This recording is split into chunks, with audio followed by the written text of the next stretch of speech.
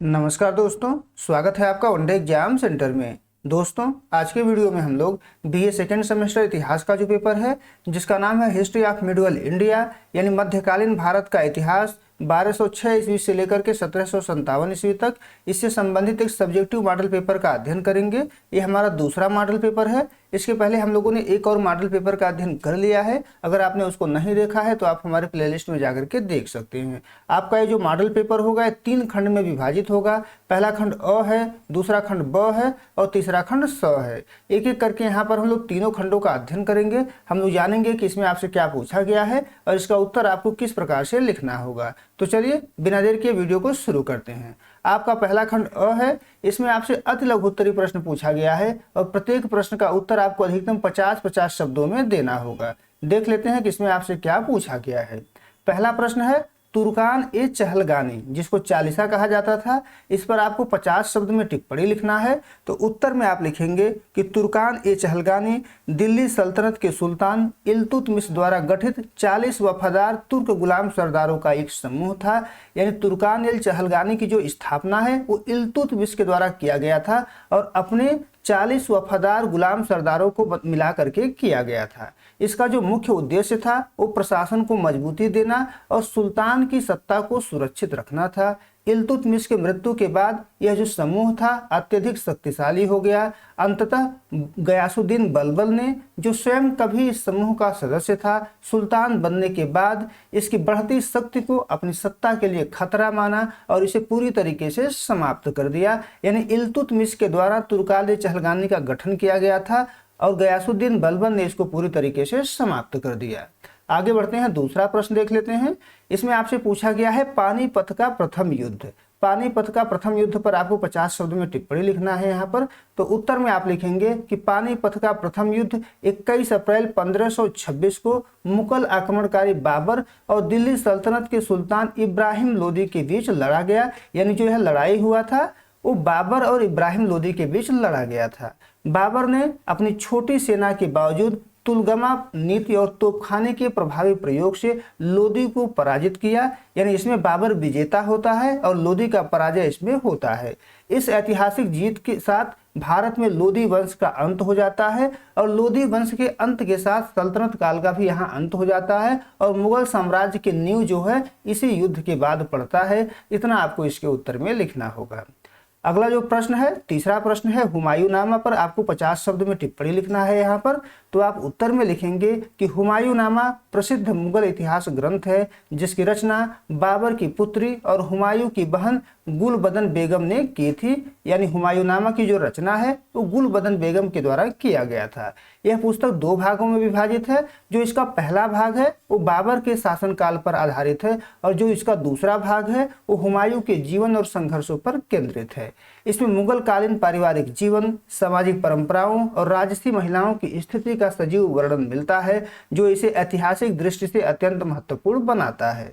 अब आगे बढ़ते हैं, अगला प्रश्न देख लेते हैं। चौथा प्रश्न है, इसमें मनसबदारी प्रथा पर आपसे 50 शब्द में टिप्पणी लिखने के लिए कहा गया है। तो उत्तर में आप लिखेंगे कि मनसबदारी प्रथा मुगल सम्राट अकबर द्वारा शुरू की गई एक विशिष्ट प्रशासनिक और सैन्य प्रणाली थी। यानी इस परंपरा की जो शुरुआत है वो अकबर के द्वारा किया गया है।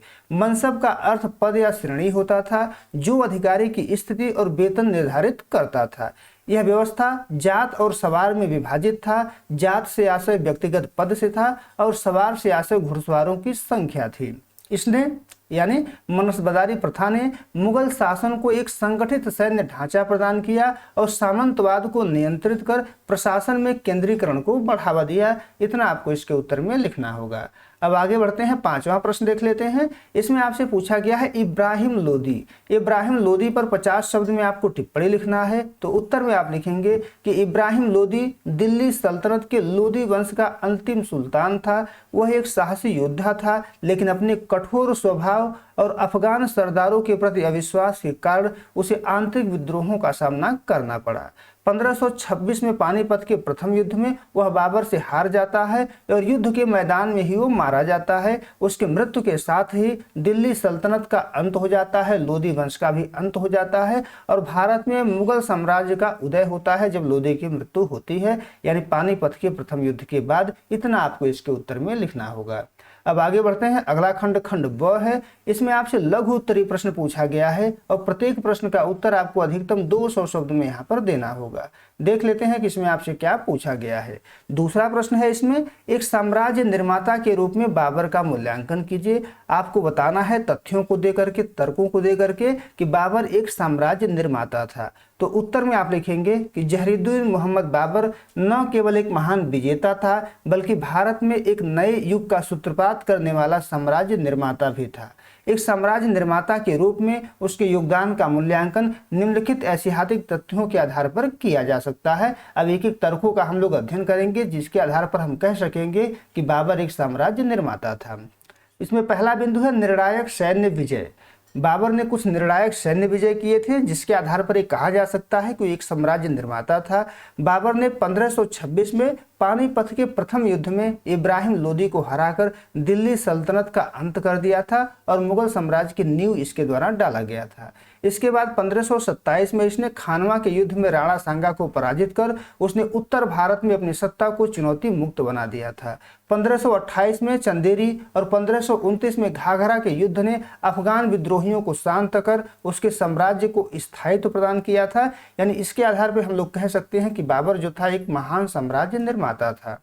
अब दूसरा बिंदु है युद्ध कला में नवाचार। उसने युद्ध कला में नवाचार लाया था। बाबर ने भारत में पहली बार तोपखाने और तुलगमा पद्धति का सफल प्रयोग किया। उसके कुशल तोपचियों में उस्ताद अली और मुस्तफा शामिल थे। इन्होंने सीमित सेना के बावजूद विशाल शत्रु सेनाओं पर विजय दिलाई। यानी इसमें युद्ध कला में भी इसके द्वारा नवाचार लाया गया। तीसरा जो कारण है वो भौगोलिक विस्तार है। भौगोलिक विस्तार करने के कारण भी बाबर को एक साम्राज्य निर्माता के रूप में जाना जाता है। बाबर ने मात्र 4 वर्षों में काबुल से बिहार और हिमालय से ग्वालियर तक एक विस्तृत साम्राज्य स्थापित किया। उसने आगरा को अपनी राजधानी बनाकर एक केंद्रीय शासन की नींव डाली। यानी इसके आधार पर भी कह सकते हैं कि बाबर एक साम्राज्य निर्माता था। चौथा जो कारण है वो सांस्कृतिक एवं प्रशासनिक आधार है। उसने गज ए बाबरी माप पद्धति की शुरुआत की। उसने अपनी आत्मकथा तुजु के बाबरी में भारतीय भूगोल व संस्कृति का विस्तृत विवरण दिया हुआ है। अंत में हम लोग निष्कर्ष लिखेंगे और निष्कर्ष में हम लोग लिखेंगे कि यद्यपि निरंतर युद्धों के कारण वह एक विस्तृत प्रशासनिक ढांचा तैयार नहीं कर सका, लेकिन उसने वह मजबूत सैन्य और राजनीतिक आधार प्रदान किया जिस पर अकबर ने आगे चलकर एक विशाल मुगल साम्राज्य का निर्माण किया। और इस आधार पर हम कह सकते हैं कि बाबर एक साम्राज्य निर्माता था। आगे बढ़ते हैं, अगला प्रश्न देख लेते हैं।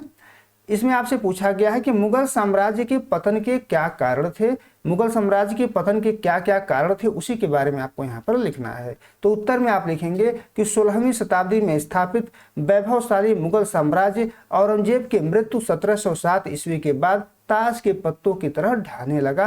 यानी जब औरंगजेब की मृत्यु हुई उसकी मृत्यु के बाद ही जो मुगल साम्राज्य था वो धीरे धीरे नष्ट होने लगा।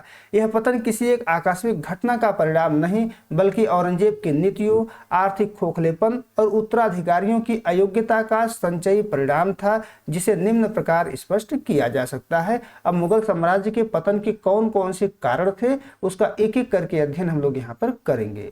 पहला जो कारण था वो औरंगजेब की दोषपूर्ण नीतियां हैं। औरंगजेब ने ऐसी नीतियां अपनाई जिससे मुगल साम्राज्य का पतन हो गया। औरंगजेब की धार्मिक कट्टरता ने राजपूतों और मराठों जैसे वफादार सहयोगियों को शत्रु बना दिया। उसकी दक्कन नीति ने साम्राज्य के सैन्य और आर्थिक संसाधनों को पूरी तरह निचोड़ लिया। दूसरा जो कारण है मुगल साम्राज्य के पतन का वो है अयोग्य उत्तराधिकारी। औरंगजेब के बाद आने वाले शासक विलासी और कमजोर थे जो दरबार की गुटबाजी और बढ़ते क्षेत्रीय विद्रोहों को संभालने में पूरी तरह विफल रहे और धीरे धीरे मुगल साम्राज्य का पतन हो गया। तीसरा जो कारण है वो आर्थिक और जागीरदारी संकट है। कृषि संकट और मनसबदारी व्यवस्था में आए भ्रष्टाचार ने राजकोष को रिक्त कर दिया जिससे सेना का रख रखाव पूरी तरीके से असंभव हो गया था और धीरे धीरे मुगल साम्राज्य का पतन हो गया। चौथा कारण विदेशी आक्रमण है। 1739 में नादिर शाह का आक्रमण होता है और इसके बाद अहमद शाह अब्दाली भी आक्रमण करता है। इनके आक्रमणों से साम्राज्य की रही सही जो सैन्य शक्ति थी, जो प्रतिष्ठा थी, वो नष्ट हो जाता है और इसके कारण से धीरे धीरे मुगल साम्राज्य का पतन हो जाता है। पांचवा कारण है शक्तियों का विकेंद्रीकरण। मराठों, सिखों और जाटों के निरंतर संघर्ष तथा बंगाल, हैदराबाद व अवध जैसे राज्यों की स्वतंत्रता ने साम्राज्य को दिल्ली तक सीमित कर दिया था और धीरे धीरे जो है इसका पतन हो जाता है। अंत में हम लोग निष्कर्ष लिखेंगे और निष्कर्ष में आपको लिखना होगा कि अंततः आंतरिक कलह और बाह्य आक्रमणों ने मुगल सत्ता को इतना कमजोर कर दिया कि उभरती हुई ब्रिटिश शक्ति के लिए भारत पर प्रभुत्व जमाना आसान हो गया। इतना आप लिख देंगे तो आपके प्रश्न का उत्तर पूरा हो जाएगा। अब चौथा प्रश्न है, इसमें आपसे पूछा गया है कि हिंदू पद पादशाही की संकल्पना का वर्णन कीजिए। तो हिंदू पद पादशाही की संकल्पना क्या था, इसकी क्या विशेषताएं थी, इसी के बारे में आपको यहाँ पर बताना है। तो उत्तर में आप लिखेंगे कि हिंदू पद पादशाही की संकल्पना मराठा साम्राज्य के विस्तार और हिंदू गौरव के पुनरुत्थान से जुड़ी एक अत्यंत महत्वपूर्ण राजनीतिक विचारधारा थी। देख लेते हैं एक संकल्पना कैसी थी और इस संकल्पना का अर्थ और उद्देश्य क्या था। इस विचार का प्रतिपादन प्रथम पेशवा बालाजी विश्वनाथ के समय में हुआ था, लेकिन इसे वास्तविक विस्तार और पहचान पेशवा बाजीराव प्रथम ने दी थी। हिंदू पद पादशाही का जो मुख्य उद्देश्य था वो भारत में मुगल सत्ता के प्रभाव को समाप्त कर एक ऐसे साम्राज्य की स्थापना करना था जो भारतीय संस्कृति, धर्म और मूल्यों पर आधारित हो। इसके तहत बाजीराव प्रथम ने समस्त हिंदू शक्तियों को एक ध्वज यानी भगवा ध्वज के नीचे संगठित करने का प्रयास किया था। अब देख लेते हैं इसकी विशेषताएं कौन कौन सी है। इसकी पहली विशेषता है मुगल सत्ता को चुनौती। बाजीराव का मानना था कि मुगल साम्राज्य एक जर्जर वृक्ष के समान है जिसकी शाखाओं की बजाय उसकी जड़ यानी कि दिल्ली पर प्रहार करना चाहिए। दूसरी जो विशेषता है वो राजनीतिक एकता है। इसका जो उद्देश्य था वो मराठा शासन स्थापित करना नहीं बल्कि उत्तर भारत के राजपूतों और अन्य हिंदू शासकों के सहयोग से एक अखंड भारत की परिकल्पना को साकार करना इसका उद्देश्य था। तीसरी विशेषता है धार्मिक एवं सांस्कृतिक गौरव। यह संकल्पना तीर्थ स्थलों की मुक्ति और हिंदू धर्म के संरक्षण का प्रतीक बनी। अंत में हम लोग निष्कर्ष लिखेंगे और निष्कर्ष में आपको लिखना होगा कि हालांकि बाद के वर्षों में मराठा राजनीति में आए बदलाव और क्षेत्रीय हितों के कारण यह पूर्णतः सफल नहीं हो सकी, लेकिन इसने मराठों को एक क्षेत्रीय शक्ति से ऊपर उठाकर एक अखिल भारतीय शक्ति के रूप में स्थापित किया। इतना आपको इसके उत्तर में लिखना होगा। अब खंड 100 देख लेते हैं। इसमें आपसे दीर्घ उत्तरी प्रश्न पूछा गया है और प्रत्येक प्रश्न का उत्तर आपको अधिकतम 500 शब्द में यहाँ पर देना होगा। देख लेते हैं कि इसमें आपसे क्या पूछा गया है। पांचवा प्रश्न है इसमें, भारतीय इस्लामी स्थापत्य कला की प्रमुख विशेषताओं का उल्लेख कीजिए। यानी भारतीय इस्लामी स्थापत्य कला में कौन कौन सी विशेषता पाई जाती है उसी विशेषताओं के बारे में आपको यहाँ पर लिखना होगा। तो उत्तर में आप लिखेंगे कि भारतीय इस्लामी स्थापत्य कला भारत के इतिहास में एक अनूठा संगम है जहाँ मध्य एशिया के तुर्क अरब परंपराओं और भारत की समृद्ध स्वदेशी निर्माण कला का मिलन हुआ है। यानी यहाँ पर जो इस्लामी शैली है और भारतीय शैली जो है उसका मिलन हुआ है। यह शैली दिल्ली सल्तनत के साथ शुरू हुई और मुगल काल में अपने चरमोत्कर्ष पर पहुंच गई। इस स्थापत्य कला की प्रमुख विशेषताएं निम्नलिखित हैं। एक एक करके हम लोग उसकी विशेषता का अध्ययन यहाँ पर करेंगे। पहली जो विशेषता है वो मेहराब और गुंबद है। भारतीय इस्लामी वास्तुकला की सबसे विशिष्ट पहचान है मेहराब और गुंबद। जहां भारतीय प्राचीन शैली सातीर पद्धति जैसे खंभे हो गए, बीम हो गए, इस पर आधारित थी, वहीं इस्लामी शैली ने वैज्ञानिक रूप से निर्मित मेहराबों और विशाल गुंबदों को प्राथमिकता दी। गुंबद न केवल भव्यता प्रदान करते थे बल्कि बिना खंभों के बड़े हाल बनाने में सहायक थे। इसकी जो दूसरी विशेषता है वह सजावट की तकनीकें। इस्लाम में जीवित प्राणियों का चित्र बनाना वर्जित था, इसलिए सजावट के लिए इनके द्वारा वैकल्पिक तरीकों का प्रयोग किया गया है। जैसे अरसबेक है, इसमें ज्यामितीय आकृतियों और फूल के बेलों का जटिल जाल बनाया जाता है। उसी प्रकार से कैलीग्राफी है, कुरान की आयतों को दीवार पर सुंदर अरबी अक्षरों में उकेरा जाता था। पित्रादुरा तकनीकी का भी प्रयोग इनके द्वारा किया जाता था। संगमरमर पर कीमती पत्थरों जैसे अकीक हो गया, नीलम हो गया, इसकी जड़ाई की जाती थी जो विशेषकर ताजमहल में दिखाई देती है। तीसरी विशेषता देख लेते हैं। तीसरी विशेषता है निर्माण सामग्री और रंग। शुरुआती दौर जैसे सल्तनत काल में लाल बलुआ पत्थर का प्रयोग अधिक हुआ, लेकिन मुगल काल विशेषकर शाहजहां के समय तक आते आते सफेद संगमरमर मुख्य निर्माण सामग्री बन गया। पत्थरों को जोड़ने के लिए चूने और गारे का प्रयोग किया गया जो भारतीय वास्तुकला में पहले इतना व्यापक नहीं था। अगली विशेषता देख लेते हैं। चौथी विशेषता है मीनारें और विशाल प्रवेश द्वार। प्रार्थना के लिए अजान देने हेतु मस्जिदों के कोने पर लंबी मीनारें बनाई गई, जैसे कुतुब मीनार हो गया। इसके अतिरिक्त विशाल और भव्य प्रवेश द्वार बनाया गया जिसे दरवाजा कहा जाता था। उदाहरण के रूप में आप बुलंद दरवाजा को देख सकते हैं। ये सभी इस शैली को एक और विशेष पहचान प्रदान करते हैं। अगली विशेषता देख लेते हैं। अगली विशेषता है जल और उद्यानों का महत्व। मुगल स्थापत्य में जल को पवित्रता और शीतलता का प्रतीक माना गया। भवनों के चारों ओर 4 बाग शैली में उद्यान बनाए गए जिसमें बहते पानी की नहरें और फव्वारे होते थे। यह स्वर्ग जिसको जन्नत कहा जाता था उसकी परिकल्पना को धरातल पर उतारने का प्रयास जो है इसके माध्यम से किया जाता था। अंत में हम लोग निष्कर्ष लिखेंगे और निष्कर्ष में आपको लिखना है कि भारतीय इस्लामी स्थापत्य कला केवल विदेशी शैली का आयात नहीं थी, बल्कि इसमें स्थानीय भारतीय कारीगरों की निपुणता और स्वदेशी प्रतीकों जैसे कमल हो गया, कलश हो गया, स्वास्तिक हो गया का भी समावेश हुआ। इसी समन्वय ने ताजमहल, हुमायूं का मकबरा और जामा मस्जिद जैसी वैश्विक धरोहरों को जन्म दिया। इतना आप लिख देंगे तो इसमें आपके प्रश्न का उत्तर पूरा हो जाएगा। आगे बढ़ते हैं, 6वां और अंतिम प्रश्न देख लेते हैं। इसमें आपसे पूछा गया है कि इल्तुतमिश की प्रारंभिक समस्याएं क्या थी, उसने इसका समाधान कैसे किया। तो सबसे पहले हम लोग इल्तुतमिश के बारे में जानेंगे, फिर उसकी प्रारंभिक समस्याओं पर चर्चा करेंगे, फिर उसने इसका समाधान किस प्रकार से किया हुआ है उसके बारे में बात यहाँ पर करेंगे। तो उत्तर में हम लोग लिखेंगे कि इल्तुतमिश को दिल्ली सल्तनत का वास्तविक संस्थापक माना जाता है, क्योंकि उसने न केवल अपने पूर्ववर्ती कुतुबुद्दीन ऐबक द्वारा छोड़े गए अधूरे कार्य को पूरा किया, बल्कि एक संकटग्रस्त साम्राज्य को स्थिरता भी प्रदान की। 1211 ईस्वी में सिंहासन पर बैठते समय उसके सामने चुनौतियों का एक पहाड़ था। अब क्या क्या चुनौतियां थी, क्या क्या समस्याएं थी, उसका एक एक करके चर्चा हम लोग यहाँ पर करेंगे। पहली समस्या थी विरोध और आंतरिक विद्रोह। ऐबक की अचानक मृत्यु के बाद आराम शाह को सुल्तान बनाया गया, जिसने दिल्ली के तुर्क अमीरों में असंतोष था। कई प्रांतीय गवर्नर जैसे बंगाल और बिहार स्वतंत्र हो गए, इसका सामना इसको करना पड़ा। दूसरा समस्या देख लेते हैं।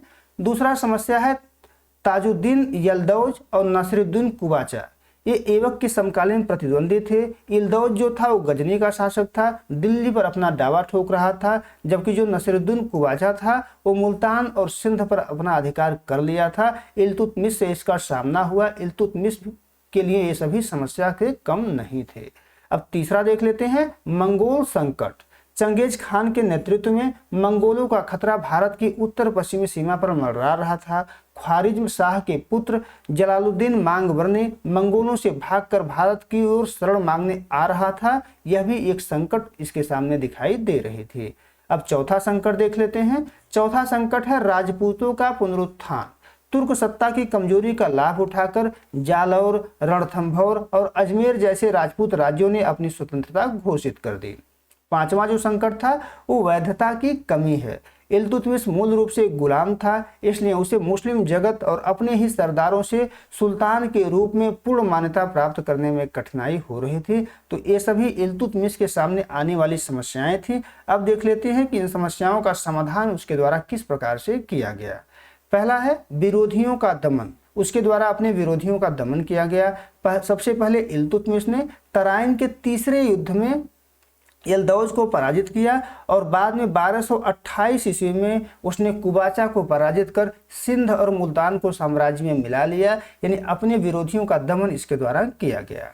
दूसरा जो है तुर्कान चहलगान यानी चालीसा का गठन इसके द्वारा किया गया। अपने विरोधियों पर लगाम कसने के लिए उसने 40 वफादार तुर्क गुलामों का एक दल बनाया, जो सुल्तान की शक्ति का मुख्य आधार बना और इसकी समस्याओं को दूर करने में सहायता प्रदान किया। तीसरा जो बिंदु है वो कूटनीति द्वारा मंगोल संकट का निवारण है। जब जलालुद्दीन मांगबरनी ने शरण मांगी तो इल्तुतमिश ने उसे यह कहकर मना कर दिया कि भारत की जलवायु आपके अनुकूल नहीं है। इस बुद्धिमानी से उसने भारत को चंगेज खान के विनाशकारी आक्रमण से बचा लिया। अगला जो है वो है प्रशासनिक सुधार।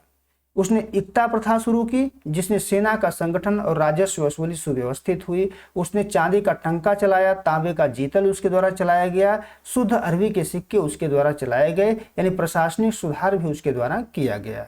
अगला है धार्मिक और राजनीतिक मान्यता। 1229 में उसने बगदाद के खलीफा से खिलात यानी प्रमाण पत्र प्राप्त किया, जिससे उसे मुस्लिम जगत में कानूनी सुल्तान की मान्यता मिल गई। अगला है राजपूत राज्यों पर विजय। उसने सैन्य अभियान चलाकर रणथंभौर, को 1226 में जीता। मंदसौर और ग्वालियर पर पुनः अधिकार उसके द्वारा कर लिया गया।